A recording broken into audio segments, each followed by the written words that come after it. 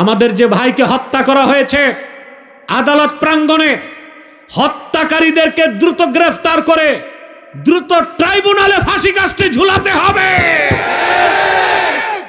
আর এখন সবাইকে দেশের স্বাধীনতা রক্ষায় ঐক্যবদ্ধ থাকতে হবে, কারণ উগ্রবাদী হিন্দুদের সংগঠন ইসকন মাঠে নেমেছে বাংলাদেশকে একটা দাঙ্গা হাঙ্গামা সৃষ্টি করে বাংলাদেশের স্বাধীনতাকে নষ্ট করতে। কত দুঃসাহস! আমাদের একজন মুসলিম অ্যাডভোকেটকে প্রকাশ্যে আদালতে জবাই করছে।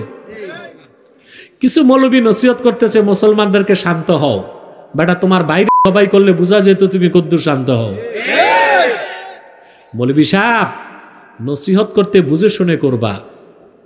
আমাদের ভদ্রতা, আমাদের শিথিলতাকে অমুসলিমরা যদি দুর্বলতা মনে করে, ওদের আশকারা আরো বেড়ে যাবে।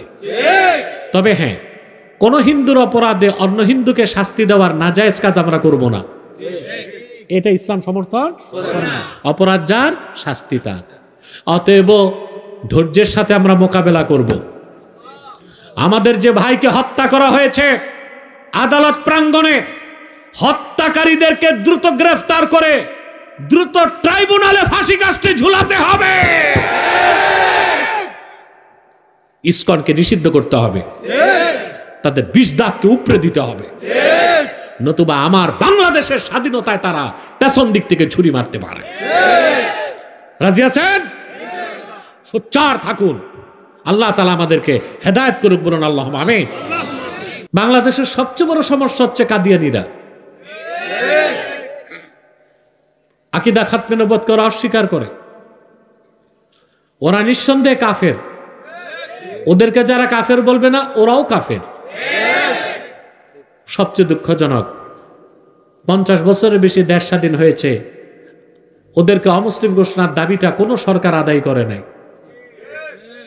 আর আমার দুঃখ লাগে, এখন আমাদের হাতে যে সুযোগ, এই সুযোগটা যদি কাজে না লাগাই, হাসর ময়দানে আমরা গাদ্দার হিসেবে হাসর হবে আমাদের। প্রত্যেকটা দলের একটা বয়ান আছে। কি আছে? এখন যারা সরকারে ইন্টারিম গভর্নমেন্ট, ওদের বয়ান কি? তারা চায় ইনক্লুসিভ গভর্নমেন্ট, সম্পৃক্ততামূলক সরকার। সবাই নিয়ে সরকার করবে, ভালো কথা করো। বিএনপির একটা বয়ান আছে, জামাতের একটা বয়ান আছে, আর আওয়ামী লীগ আর জাতীয় পার্টি তো নির্বাসিত। বয়ান থাকবে কোত্থেকে? রুহুই তো নাই। এখন রুহু আছে মানে শ্বাস নাই, তো সবার বয়ান আছে। তা আমার কথা, ইসলামপন্থী যারা এদেশে আলেম ওলামা, তাদের বয়ান কই? তাহরিকের একটা বয়ান আছে।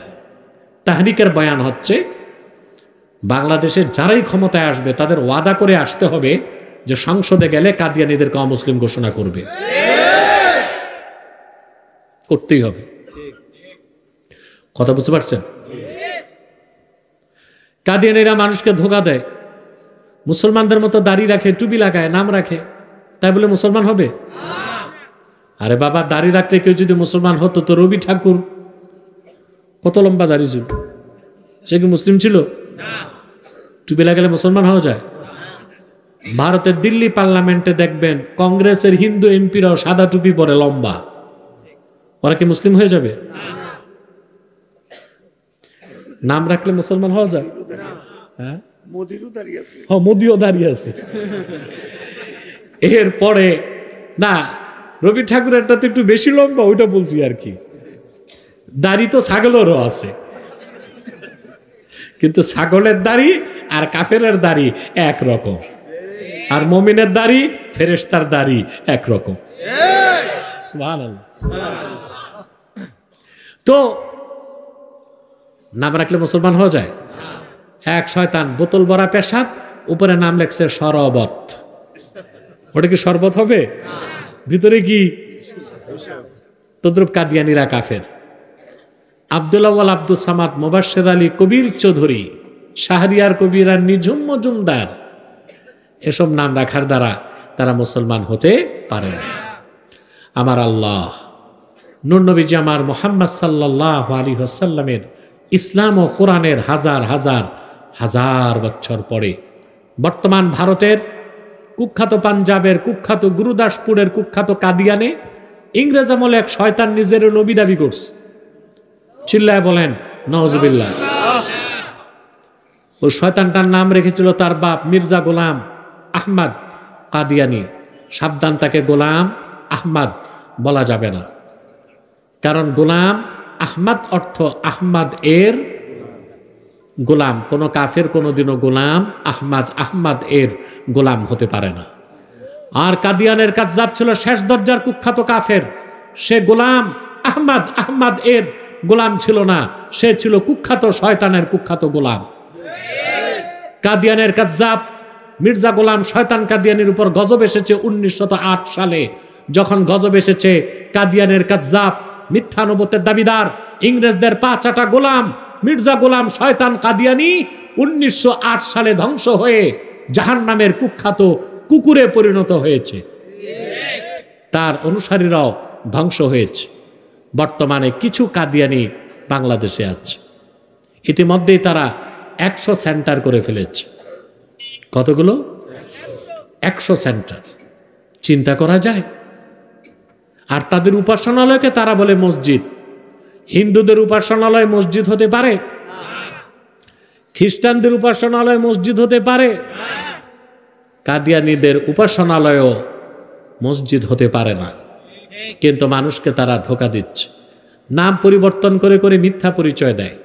কখনো নিজেদের পরিচয় দেয় আহমদী জামাত, কখনো বলে আহমদিয়া জামাত, কখনো বলে আহমদী সম্প্রদায়, কখনো বলে আহমদিয়া সম্প্রদায়, কখনো বলে আহমদী মুসলিম জামাত, কখনো বলে আহমদিয়া মুসলিম জামাত।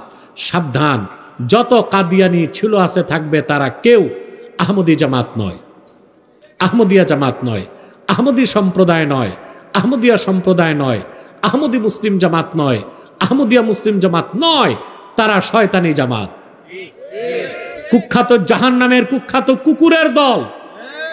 আমাদের সকল দলের একটাই দাবি, অনতিবিলম্বে স্বাধীন বাংলায় শয়তান কাদিয়ানীদেরকে রাষ্ট্রীয়ভাবে অমুসলিম ঘোষণা করতেই হবে, করতেই হবে, করতেই হবে। এই দাবি আদায়ে যদি তাহরিকে খাতমে নবুয়ত বাংলাদেশের ব্যানারে জান ও মাল দেবার ডাক আসে, কারা কারা প্রস্তুত আছেন হাত তুলুন।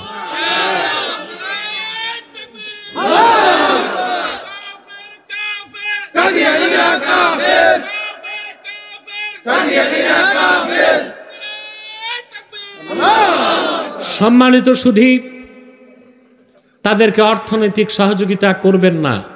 করেন? জি করেন। প্রাণ কোম্পানির যত জিনিস তাদের, সেজান কোম্পানির জুস তাদের, আর FL এর পণ্যগুলো তাদের, প্রথম আলো নামের প্রথম অন্ধকার পত্রিকা, ডেইলি স্টার, কালের কণ্ঠ, এগুলো তাদের। এগুলো ধরবেন না, কিনবেন না, বেচবেন না। মনে থাকবে? প্রথম আলো কত জঘন্য পত্রিকা, প্রথম আলো আর ডেইলি স্টার, এটা তো আপনারা জানছেন না? মানুষ না এখন বলতেছে, আমি তো কত আগ থেকে বলতেছি, কত আগ থেকে বলতেছি।